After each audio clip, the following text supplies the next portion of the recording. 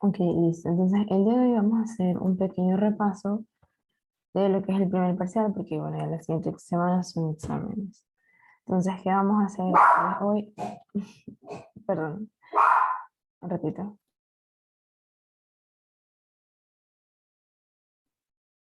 Ok, entonces, bueno, ¿qué vamos a hacer hoy? Como ya había mencionado un repaso, vamos primero a tal vez hacer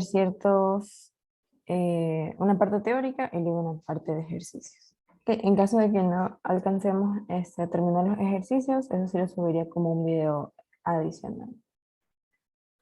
Ok, entonces tal vez la primera parte que vamos a repasar es la parte de exergía, hacer, bueno, verdadero o falso. Entonces nos van a salir diferentes proposiciones y eso nosotros vamos a tener que decir verdadero o falso, pero claro, todo esto siempre hay que ir justificando. Entonces, digamos, la primera dice, la exergía del producto de un equipo se define como la exergía que se requiere en dicho equipo para que se lleve a cabo un proceso. Eso, eh, bueno, tal vez como solo hay una persona en la clase, no voy a hacer tantas preguntas. Pero bueno, esto en este caso sería falso, falso, porque dice exergía que se requiere en dicho equipo para que se lleve a cabo un proceso. Eso en realidad es el fuel. O sea, si en este caso me dijeran la exergía del fuel en un equipo se define como la exergía que se requiere, ahí sí, la proposición sería verdadera. La exergía del producto en realidad es la exergía de lo que ya se obtiene de dicho proceso como tal. Entonces, bueno, eso vendría a ser la justificación de por qué esto es falso. La exergía del fuel en un equipo es siempre la exergía de un combustible fósil. Ok, aquí siempre a veces suele hacerse esa equivocación. Directamente dicen, bueno, fuel, si lo traduzco literalmente, es combustible. Entonces, ya se puede pensar directamente, ah, ya, la exergía. Entonces, esto es la exergía de combustible. Ya, pero aquí dice la exergía del fuel en un equipo. O sea, digamos, si yo tengo un compresor. Ya, aquí me está diciendo que la exergía directamente es del combustible fósil, pero en un compresor no tenemos combustible fósil. O por ejemplo, un intercambiador de calor, tampoco. Entonces, esto que está aquí vendría a ser falso. La exergía del fuel, por ejemplo, de una caldera, ahí sí es el combustible fósil. ¿Ok? Entonces, tal vez ahí hay esos pequeños términos, tal vez nos suelen hacer confundir. Pero nuevamente, la exergía del fuel es la exergía que se requiere en dicho equipo para que se lleve a cabo un proceso. Digamos, en el compresor se requiere un trabajo. Entonces, ese es el fuel del equipo como tal. ¿Ok? Para obviamente aumentar la presión. Eh, digamos, en una turbina, por ejemplo, lo que se requiere son las corrientes que entran a la turbina, porque esas son las que producen el trabajo. Entonces, por eso corresponde a la exergía del fuel. Listo. Todo gas ideal tiene una exergía química de 0. Bueno, en este caso, esta proposición sería también falsa. ¿Por qué? Porque, bueno, no todo gas ideal. ¿Cuál es el único, tal vez, gas que tiene una exergía química de 0? No sé si ahí... El aire. Exacto, solo el aire va a tener una exergía química de 0. ¿Por qué? Acordémonos que la exergía química va a depender o sea, va a ser comparado con el ambiente. ¿Ok? Si mi corriente tiene la misma composición que el ambiente, o sea, solo eso, si mi corriente tiene la misma composición que el ambiente, entonces su exergía química es 0. Entonces estas son iguales. Por ejemplo, si yo tengo, digamos, aire a 80 grados centígrados y 2 bar, su exergía química sigue siendo 0, porque aquí lo único que yo analizo es la composición. En cambio, si yo tengo aire a 25 grados centígrados, a 25 grados centígrados y un bar, ahí no solo la exergía química es cero, sino también la exergía física. ¿Por qué? Porque en este caso, acordémonos que la exergía física siempre es analizando temperatura y presión. Si la temperatura y presión son las mismas que el estado muerto, la exergía física es cero. ¿Ok? Entonces, esa proposición también sería falsa. Ok, la eficiencia exergética es una relación entre la exergía del producto y la exergía destruida. Ya, cuando nos dice relación, es tal vez directamente que nos dice que la eficiencia exergética es la exergía del producto dividido por la exergía destruida. Y esto también es falso. En realidad, no vendría a ser exergía destruida, sino la exergía del fuel.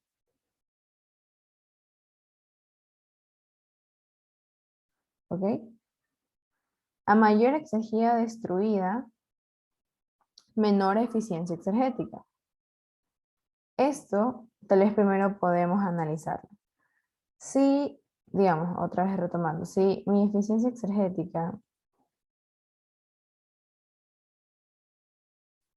es mayor, vamos a poner tal vez que, un ejemplo, digamos que es 0,9 la eficiencia. Eso quiere decir que mi producto, perdón, lo leí mal. A mayor exergía destruida, menor eficiencia exergética. Lo estaba analizando desde la eficiencia exergética. Entonces veamos. Pero igual, analicémonos de igual manera.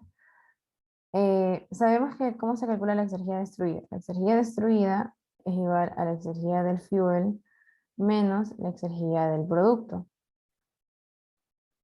¿Ok? Y si ese valor es mayor que el de acá, eso quiere decir que cuando yo calcule mi eficiencia, exergía del producto sobre exergía del fuel, en realidad este valor va a ser menor, o sea, pero la exergía del producto, como va a ser menor a la exergía destruida, este valor de eficiencia no me va a salir tan alto, me va a salir un poco bajo. ¿Ok? Entonces, en este caso, esa proposición es verdadera. Verdadera. ¿Ok? E incluso a medida que, o tal vez analizando desde lo que es el término eficiencia exergética, la eficiencia exergética o sea, tal vez se podría definir como la eficiencia, no, pero la exergía que pudo ser utilizada para el producto de todo el proceso. Entonces, obviamente, si yo tengo mucho más energía destruida, eso quiere decir que en realidad de todo el fuel, gran parte se destruyó y solo me quedó, o sea, o solo se pudo aprovechar una pequeña cantidad. Entonces, justamente como solo se aprovechó una pequeña cantidad, esa eficiencia energética va a ser baja. Listo. En una turbina, la exergía del fuel es el trabajo. Bueno, en este caso tal vez anteriormente ya la respondí. En este caso esto sería falso. Si me dijeran tal vez en una bomba, en un compresor, ahí sí sería verdadero. Pero como en este caso me dicen una turbina, ahí sí sería falso porque ya sabemos que el fuel en la turbina son las corrientes que ingresan a la turbina como tal y que disminuye de presión. En cambio, el producto sí es el trabajo. Y por último, la eficiencia exergética no depende de las irreversibilidades del equipo. Esto en este caso es, eh, perdón, esto es falso. Esto es falso porque esas irreversibilidades del equipo, ¿ok? Corresponde o representa todo lo que esa exergía que se destruye. Es debido a esas irreversibilidades que ocurre que la exergía del producto, o perdón, que la exergía del fuel no sea 100% aprovechada para el producto. Entonces eso provoca que haya, ya les digo, destrucciones, o sea, que la energía se destruye. Entonces justamente si hay, retomando tal vez el literal si hay mayor energía destruida, esto va a influir en la eficiencia exergética. Entonces, por lo tanto, como tal, la eficiencia exergética, si bien en el cálculo, o sea, el cálculo es exergía del producto sobre exergía del fuel. En el cálculo no es que se visualiza directamente su influencia, pero de manera indirecta sí es un parámetro que influye en la eficiencia exergética.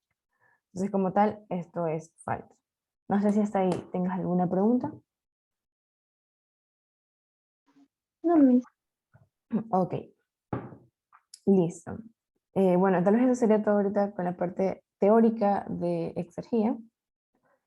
Vamos a hacer la parte de equilibrio líquido-vapor.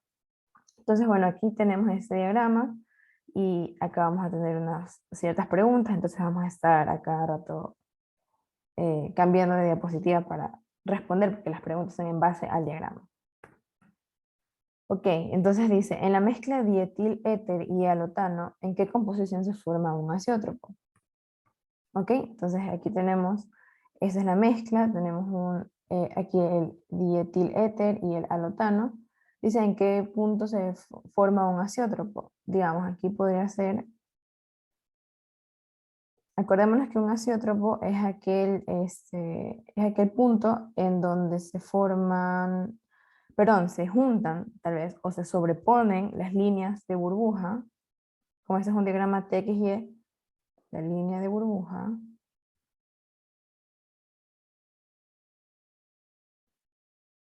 y la línea de rocío.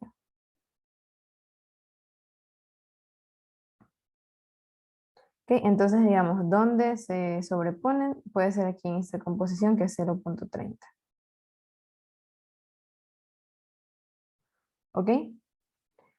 Entonces, aquí, ¿en qué composición se forman azeótropo? Sería en 30% dietil éter y obviamente el resto sería 70% alotano.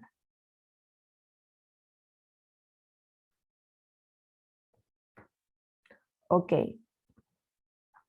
Tal vez un poco de generalidades sobre los azeótropos. Es que, bueno, aparte de, o sea, cómo identificar un azeótropo, digamos, cómo se sobreponen, ¿verdad? Nosotros, digamos, aquí vamos a ubicar un punto. Ya. Digamos que tenemos una mezcla de 10% dietiléter y que opera a 51.1, ¿ok? Si nosotros trabajamos aquí, a la final nosotros hacemos una recta y podemos determinar, o sea, está en la zona de mezcla líquido-vapor y nosotros vamos a poder determinar la composición en la fase de vapor y la composición en la fase líquida. ¿Ok? Sin embargo, ¿qué pasa en un punto o en un azeótropo? Nosotros no podemos hacer esas rayas, ¿verdad? Entonces, a la final, ¿esto qué me quiere decir? Que la composición en la fase líquida va a ser igual a la composición en la fase de vapor para un mismo componente, ¿ok? Por ejemplo, en este caso, o sea, mi azeótropo tendría, ya les digo, la misma composición de 0.30 dietiléter y 70% alotano. Ok, ahora la siguiente pregunta dice, ¿qué tipo de azeótropo es? Como podemos observar acá, eh, en realidad esto es un azeótropo, o bueno, tenemos dos tipos de azeótropos, el que es el máximo punto de ebullición y que es el mínimo punto de ebullición. Y tal vez cómo los podemos identificar. Nosotros sabemos que o en los extremos del diagrama, esa temperatura que está aquí y esa temperatura que está acá, corresponden a las temperaturas de los componentes puros, ¿verdad? Una gráfica normal o ideal de TXY, en realidad sería, voy a poner otro color, sería algo así.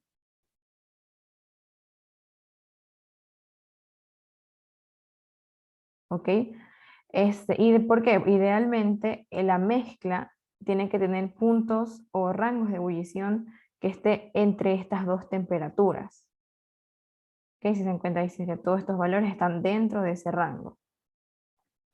Sin embargo, en los azeótropos de máxima ebullición, ustedes van a encontrar que hay un punto, que obviamente es el azeótropo, en donde la temperatura de ebullición es mayor que la temperatura de los componentes puros. Entonces, o tal vez dicho de otra forma, si ustedes ven que el diagrama es algo así, o sea, tiene un punto máximo, eso quiere decir que es un azeótropo de máxima ebullición, de punto máximo de ebullición.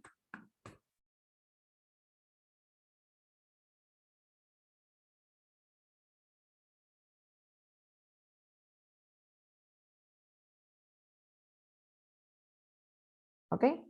En caso de que ustedes vean que el comportamiento es algo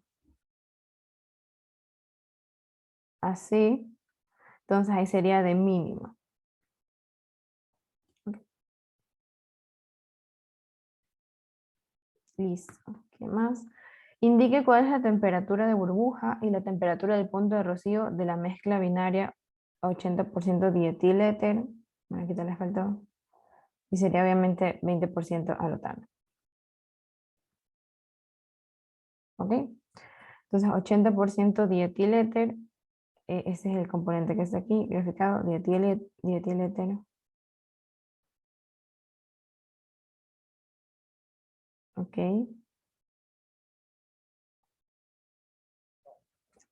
Entonces, el punto o la temperatura de burbuja corresponde a la temperatura en la que esta concentración, digamos, nosotros tenemos la concentración, hacemos una línea vertical y corresponde a la intersección de esa línea vertical con la línea de burbuja. Es decir, que esta sería mi temperatura de burbuja. Y esta, en cambio, sería la temperatura de rocío, que es en cambio cuando es justo esa misma línea vertical hace una intersección con la línea de rocío. Ahora, ¿qué representaba la temperatura de burbuja? Digamos, aquí, como esto es un diagrama TXY, sabemos que aquí tenemos líquido. Líquido, aquí es una mezcla. Mezcla líquido-vapor. Y acá ya tenemos vapor. ¿Correcto? Entonces, prácticamente la temperatura de burbuja representa aquella temperatura en la que la primera, o sea, como vale la redundancia, la mezcla comienza a burbujear y comienza a generar sí, a formarse o convertirse en vapor. Ya, es literal cuando aparece la primera burbuja. Entonces, una vez que aparece la primera burbuja, ahí es que comienza o entra a hacer una mezcla líquido-vapor. En cambio, la temperatura de rocío es ya tal vez cuando la última burbuja ya, ya pasó a la fase de vapor y obviamente ya todo está, perdón, ya se generó la última burbuja de lo último que quedó de líquido y ya finalmente todo se pasa a vapor. O tal vez visto de otro punto, la temperatura de rocío es cuando del vapor, o sea, estando en vapor, yo disminuyo la temperatura y es cuando se va a formar tal vez mi primera gota de condensado. ¿Ok? Ahora, todo esto que está aquí, todo esto que les estoy diciendo, como es una mezcla, todo eso, la temperatura de burbuja y la temperatura de rocío, todo eso corresponde a el rango de ebullición. Cuando tenemos mezclas, eh, mezclas, sí, mezclas binarias o mezclas tal vez multicomponentes, a diferencia de los líquidos puros o las sustancias puras, ellos no tienen un punto de ebullición, sino que cuentan con un rango, que justamente ese rango está establecido como la temperatura de burbuja hasta la temperatura de rocío. Entonces, en realidad, aquí lo que nos piden determinar es ese rango de ebullición. Entonces, en este caso, la temperatura de burbuja sería más o menos aquí, vamos a ponerle tal vez 40.5. Y para la temperatura de rocío, acá vamos a ponerle 47.5. Ok, entonces, aquí, la temperatura de burbuja sería 40,5 grados centígrados y la temperatura del punto de rocío era 47,5 grados centígrados. ¿Sí? No sé si hasta ahí tengas alguna pregunta. O sea, en burbujas cuando empiece a ebullir. Claro. Ujú. Ahí está bien.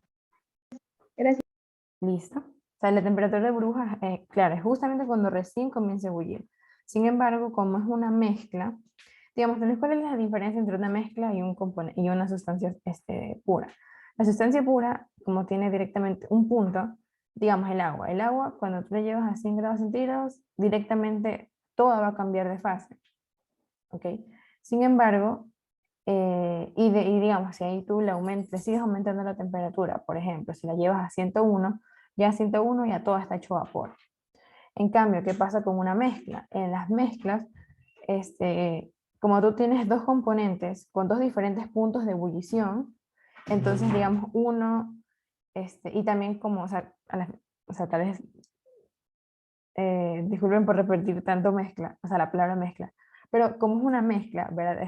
Tiene interacciones entre las moléculas de cada componente puro.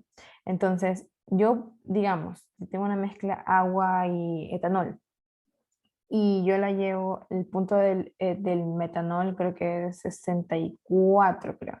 Entonces, digamos, si yo la llevo esa mezcla a 65 grados, eh, cierta parte de etanol se me va a comenzar a convertir a vapor. Sin embargo, debido a las interacciones, no todo el etanol se va a cambiar de fase.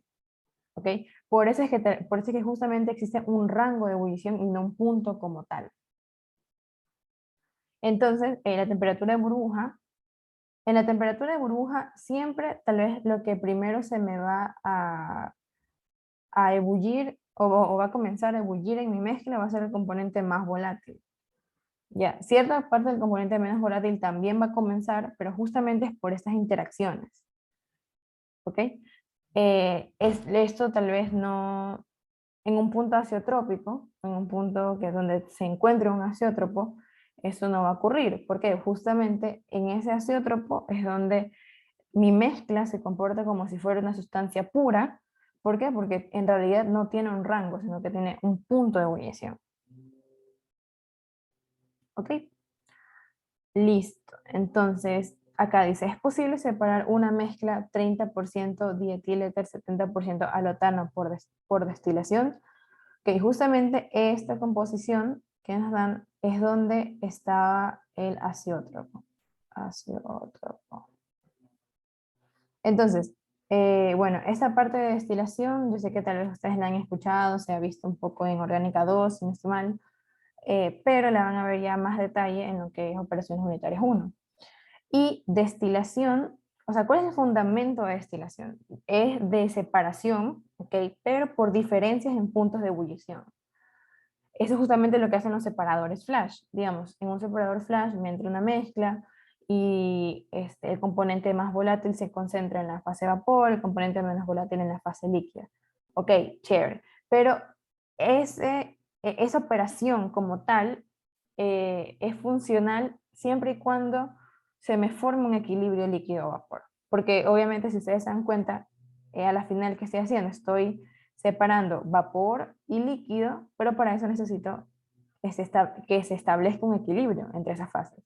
Entonces, ¿qué pasa en un azeótropo? Como ya había mencionado, en un azeótropo no se forma o no hay un equilibrio entre fases. Directamente, si yo llego a este punto, ya tengo o líquido o vapor, o sea, tengo solo una de las dos. Como equilibrio como tal, no voy a tener. Entonces, a la final, yo no voy a poder separar este tipo de azeótropos o de manera general, yo no voy a poder separar azeótropos por destilación. Ahí ya tal vez me tocaría utilizar alguna otra operación. Puede ser tal vez, qué sé yo, absorción, puede ser eh, por equilibrio, bueno, que eso es lo que después van a ver, equilibrio líquido-líquido-vapor, en donde ahí se tiene en cambio una mezcla de 3 componentes. ¿Ok? Pero por el momento, o sea, en base a lo que a lo que se ha visto, como tal, el ácido trófico no lo puedo separar por destilación. Entonces, bueno, aquí sería no. Y bueno, ya se justificó. No sé si está ahí. ¿Tengan alguna pregunta? No, mis. Ok. Listo. Para una mezcla con 80% dietílether y el resto de lotano, ¿cuál es la temperatura media de ebullición?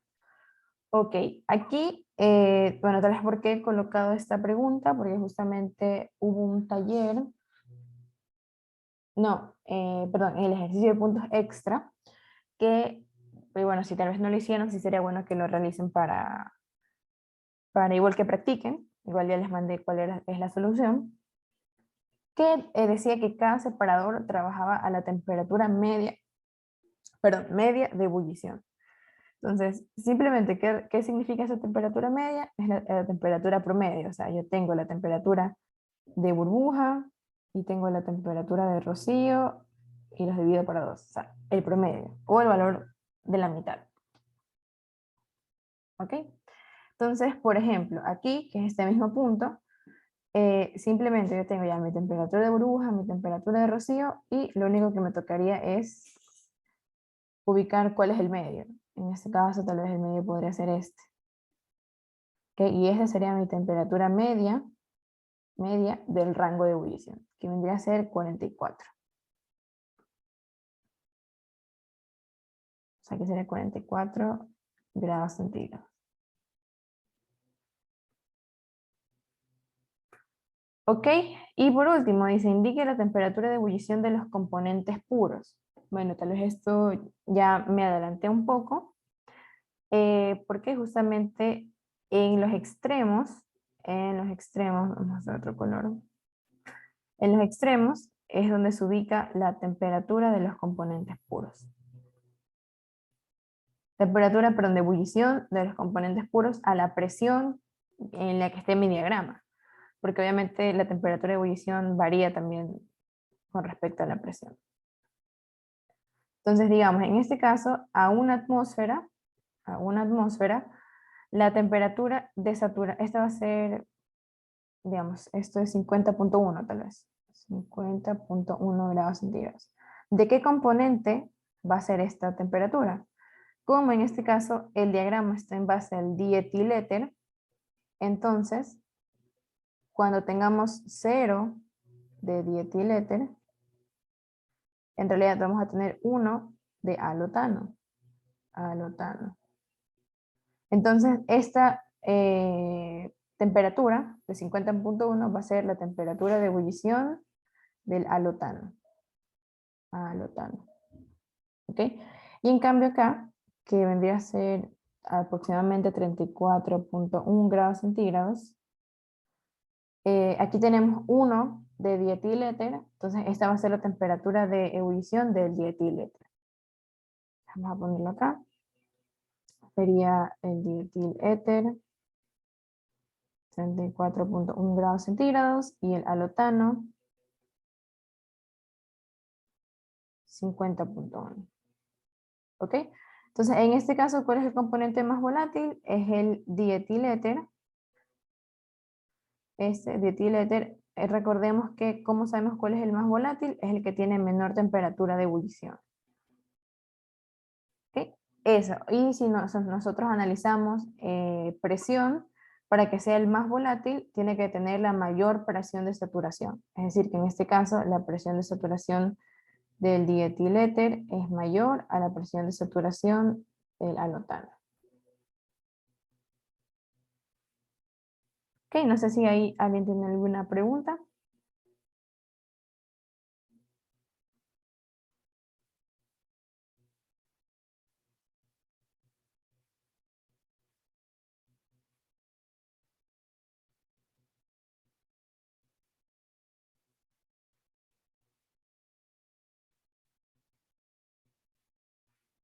Ok, listo. Ahora vamos a analizar en cambio este gráfico. En este caso tenemos una mezcla de disulfuro de carbono y acetona.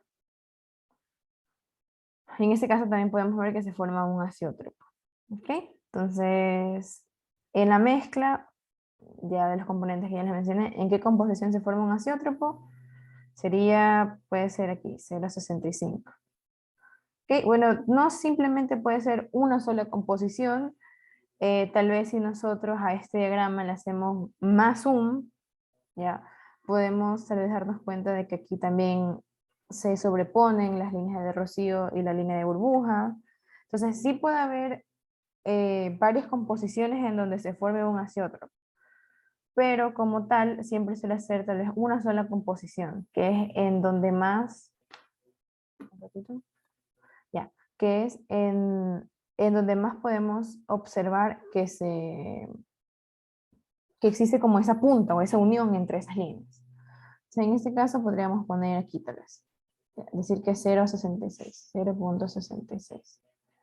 Entonces, ¿en qué composición se forma un azeótropo? Sería en 66% de disulfuro de carbono y el resto, que sería, si hacemos 34, ajá, y 34% acetona.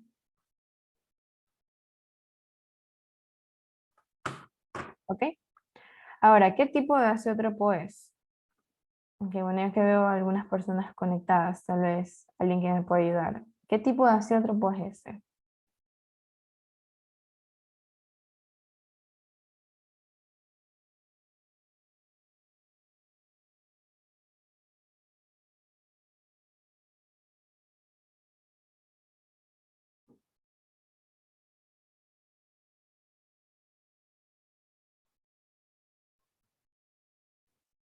Ok. Bueno, acordémonos que tenemos dos tipos de azeótropos. Los que Positivo. son, ¿mande? Positivo. ¿Te refieres a eso con tipos de azeótropos, verdad? Si es positivo o negativo. Claro, pero tal vez otra forma de denominarlos, que creo que es más sencilla, es como máximo o mínimo. En este caso, aquí se lo denominaría mínimo, mínimo punto de ebullición.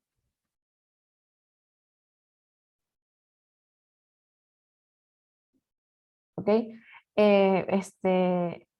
Personalmente considero que cuando nosotros denominamos un azeótropo como positivo o negativo, eso suele ser un poco confuso.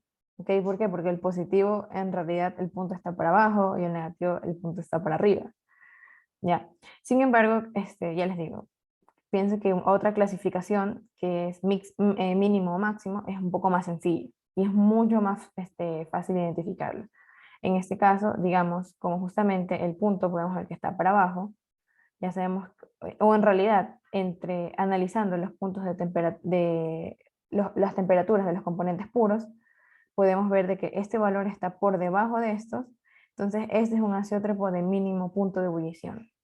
A comparación, digamos, del caso de acá, en donde el punto era superior a las temperaturas de los componentes puros. Aquí teníamos un punto máximo de ebullición. En este caso, ¿qué tipo de azeótropo es? Es de punto mínimo de ebullición.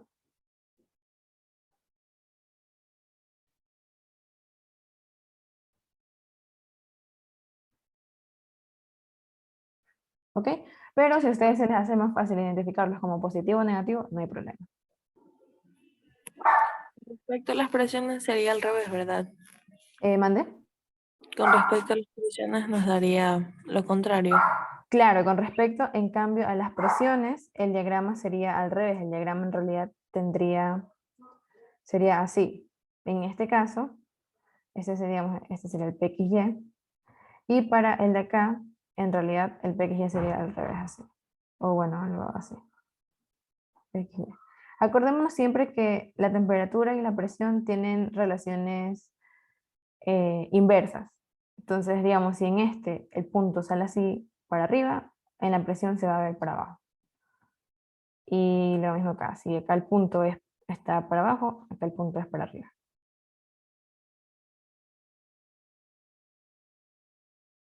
¿Ok? No sé si alguien más tenga una pregunta. Ajá, ¿hasta ahí?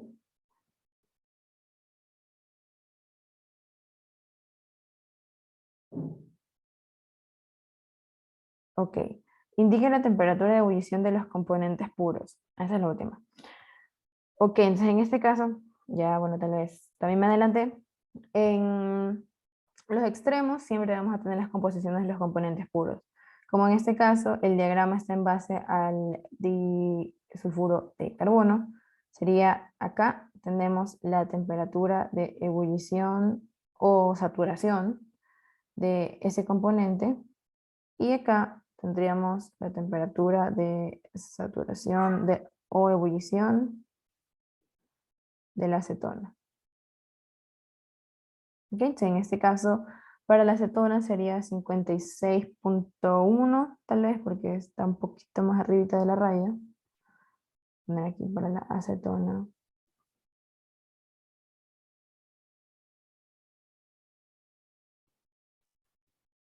Y para el de acá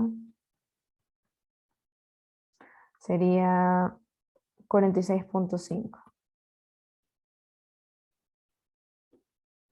No sé por qué le puse por ciento.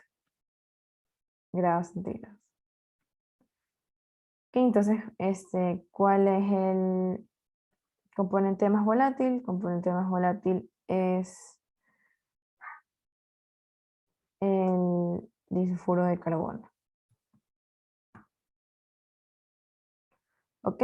Ahora, no necesariamente, bueno, yo tal vez en la ayudantía pasada les había indicado que por lo general los diagramas, tanto TXY como PXY, se hacen para el componente o se grafican en base al componente más volátil.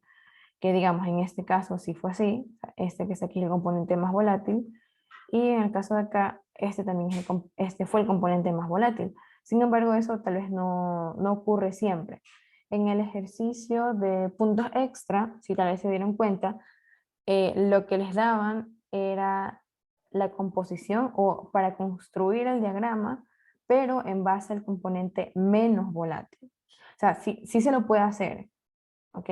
Sin embargo, obviamente el diagrama de XY no se va a ver o no va a tener la misma característica o la misma, la misma forma que cuando se hace en base al componente más volátil. Pero sabe que se puede hacer, se puede hacer. Ok, no sé si hasta ahí alguien tenga alguna pregunta con respecto a, a estos ejercicios.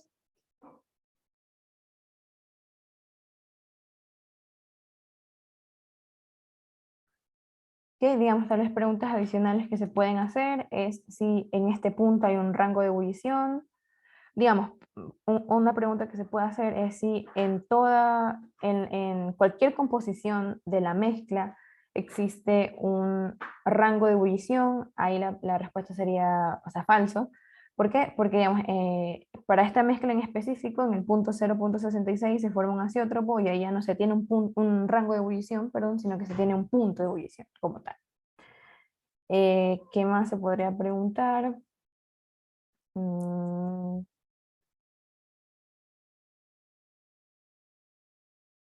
creo que eso sería de, la mayoría de preguntas. Otra cosa que se pudiera preguntar es, digamos, que si les dan una mezcla de 30%, no, de 70% acetona y el resto CS2, o sea, sería una mezcla de 30% CS2, porque aquí obviamente está en base a ese componente, que se determine el rango de ebullición. Entonces, el rango de ebullición simplemente sería desde la temperatura de burbuja hasta la temperatura de rocío.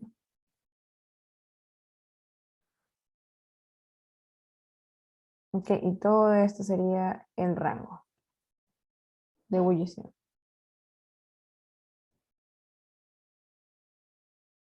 Digamos, otra pregunta que les pueden hacer es tal vez, o sea, ahorita pensando, digamos, cuál sería la mezcla o la composición de la mezcla en donde se tiene el menor rango de ebullición, sin incluir al azeótropo, porque obviamente en el azeótropo, como no hay rango, el rango es cero. tal vez podría ser alguna de estas mezclas. Entonces, si se dan cuenta, el rango es súper pequeño. ¿Por qué? Porque justamente como están cercanas al azeótropo, ya las líneas de burbuja y de rocío comienzan a toparse. Entonces, digamos, tal vez en este punto se puede tener un rango pequeño de ebullición, acá también, ¿ok? Y digamos, en donde hay los espacios más grandes, por ejemplo, tal vez este ejemplo que les puse aquí, es donde tal vez existiría el mayor rango de ebullición para la mezcla.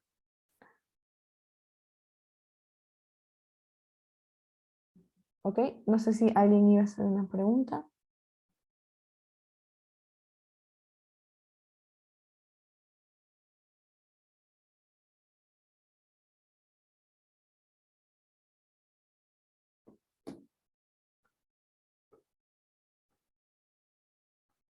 Ok, ¿nadie tiene preguntas?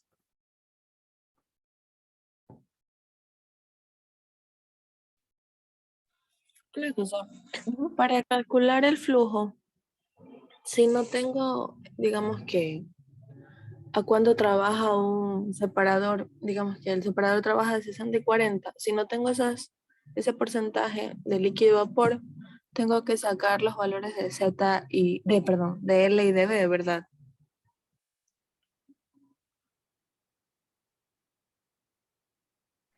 Ok, pero digamos, en ese caso si te dan la temperatura a la que trabajas, o sea, si te dan las condiciones o cosas así, ¿o no? No, sí, sí. O sea, sí sé, por ejemplo, puedo rayar el que tienes. Sí, Ya ver, digamos que esta es la línea. Y yo sé que aquí hay más cantidad de vapor que de líquido, ¿verdad? no, en ese caso habría más cantidad de líquido. A ver, ¿dónde está? Claro, porque esta que está es la línea de burbuja, entonces desde el punto, digamos, que estamos aquí, de aquí a acá es cantidad de líquido y de aquí a acá es cantidad de vapor. Es que la misma nos había explicado al revés. O sea, como que mientras más cerca de... Porque esta parte de aquí es el vapor, ¿verdad? La de acá.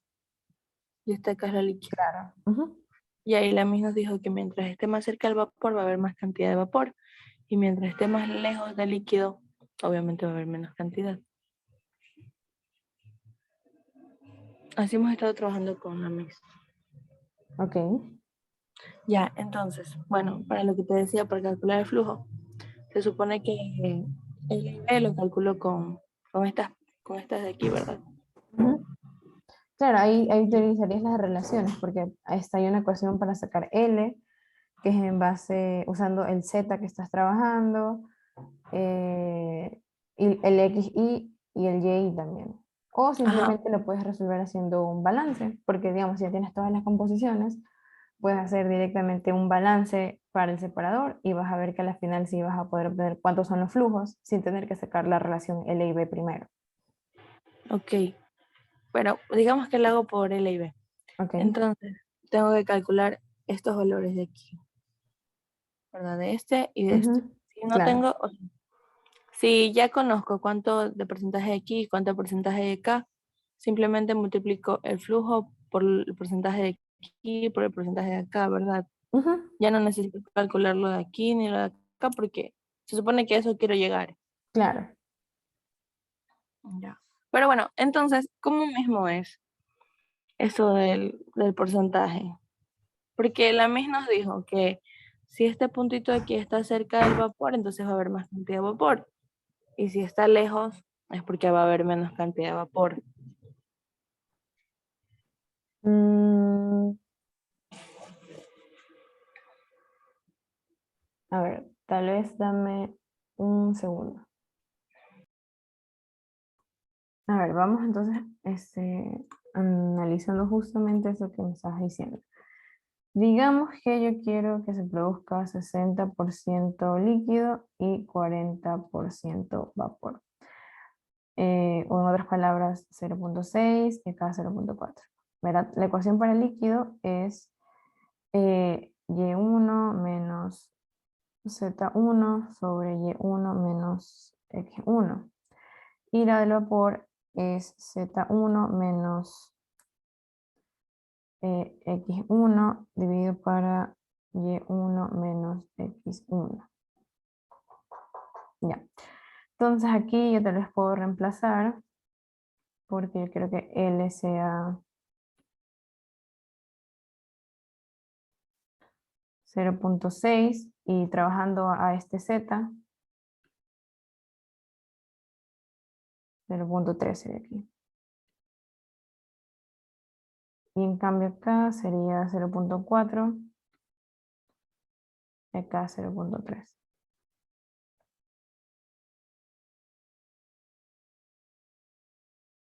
¿Ya? Entonces faltaría determinar cuántos son estos y X1. Y1 y X1.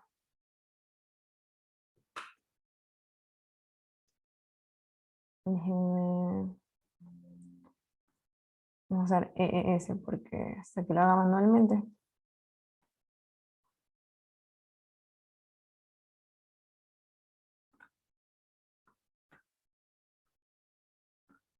Ah, entonces ya con eso nos haríamos como que la reglita, ¿verdad?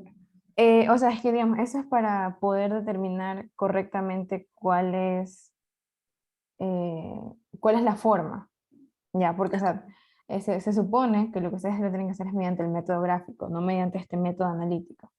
Pero con esto quiero simplemente corroborar cómo es, si es que esté más cercano a la línea de vapor o si es como yo inicialmente les estaba diciendo.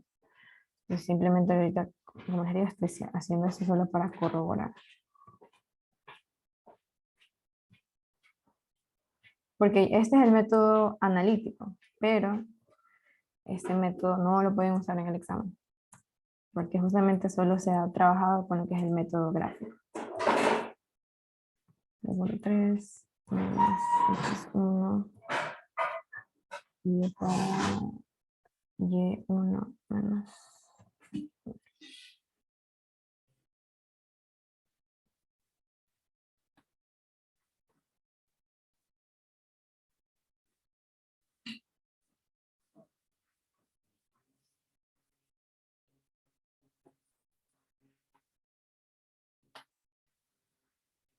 Y1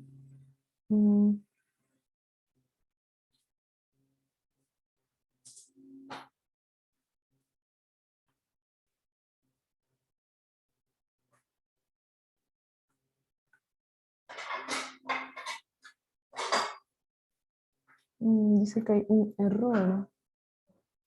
Creo que en ambas ecuaciones tienes que poner como pusiste para el 0.4. O sea, es Z1 menos Y1 sobre X1 menos Y1. X1, que sí menos Y1. X1 menos Y1 sobre Z1 menos Y1 sobre X1 menos Y1.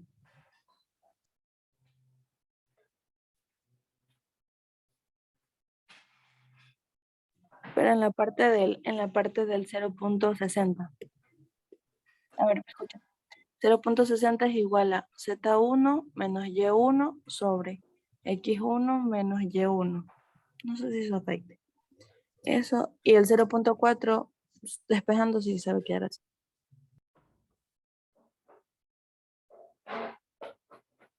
Ya es que bueno, al final si te das cuenta es prácticamente lo mismo, solo que Claro, igual se eliminando.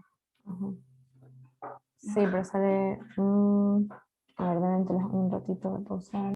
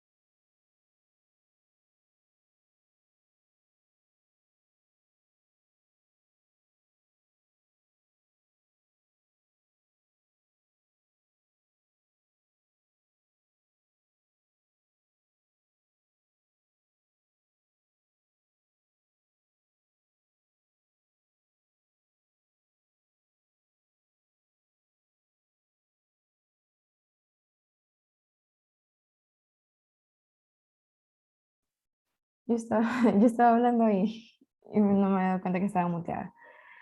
A ver, eh, tal vez retomando lo que había dicho. Si nosotros trabajamos así como justamente me estás diciendo, digamos, para obtener 60% líquido, digamos, ese sería el punto medio, ¿verdad? Entonces sería un poquito más abajo, para obtener aquí, digamos, 60% líquido y 40% vapor, ¿correcto? Entonces con eso nosotros obtendríamos estas composiciones, 0,19 y acá 0,44 para Y1. Y si nosotros utilizamos esas composiciones y las utilizamos en la fórmula de L y B, L nos va a dar 0,56 y B nos va a dar, obviamente, la diferencia, que sería 0,44. 0,44. Entonces, sería exactamente como les dijo la Miss. Bueno, eso ya no lo puedo borrar. Es justamente como tú me estabas diciendo y como también les había dicho la Miss. O sea, en este caso, digamos, yo lo que primero tengo que hacer es ubicar el punto medio, porque en ese punto medio sí tal vez tendría eso de 50-50, ¿ok? Y digamos, si yo quiero más líquido, voy para abajo. Porque obviamente si voy para abajo va a ir más líquido, o sea, va a estar más cerca a la curva de Brugg. Y en cambio, si yo quiero más vapor, voy para arriba para estar más cerca de la línea de rocío. No sé si tal vez ahí quedó claro. O si alguien tiene alguna pregunta.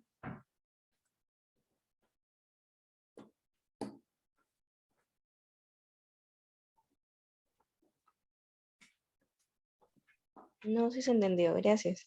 Ok, listo. Entonces, bueno, eso sería todo para la parte práctica. Perdón, la parte teórica. Vamos a hacer un ejercicio. Sin embargo, no sé si se dan cuenta, ahorita me pareció eso de que tengo un tiempo disponible para la reunión. Entonces, tal vez ahorita voy a cerrar la reunión y les voy a pedir que se vuelvan a conectar, por favor. No, porque después voy a estar en medio ejercicio y se va a cerrar. Entonces, ya mismo nos vemos.